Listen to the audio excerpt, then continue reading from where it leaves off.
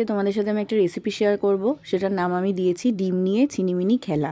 তার কারণ মা আজকে আমাকে জিজ্ঞাসা করলো যে দুপুরে ডালের সাথে কি খাবি।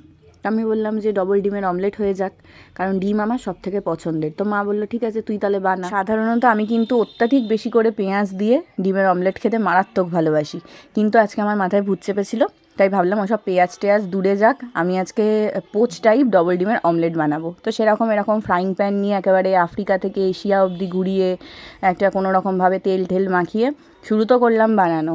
তারপর কি আর বলবো, 3টে অমলেট 3 দেশের মতন হলো। প্রথমে বাবার জন্য যেটা বানিয়েছি ওটা তোমাদের দেখালাম, তারপর নানান কীর্তি করে মায়েরটা বানাতে গেলাম, সেটাও ছড়ালাম। তারপর আবার নিজেরটা বানাতে গিয়ে আরও বেশি কায়দা করতে গিয়ে কি করলাম, প্রথমে ডিমের সাদা অংশটা গুলে ঢেলে নিলাম, তারপরে আবার ডিমের কুসুমটাও নিয়ে আলাদা করে গুলে আবার ঢাললাম, মানে যেরকম আর কি ফেসবুক ইউটিউবে দেখি। এরপরে আবার কি কোনো রকমে এপাশ ওপাশ করে একটা কোলবালিশ বানিয়ে ধপাস করে ফেলে দিয়ে আমার ছিনিমিনি খেলা শেষ করলাম।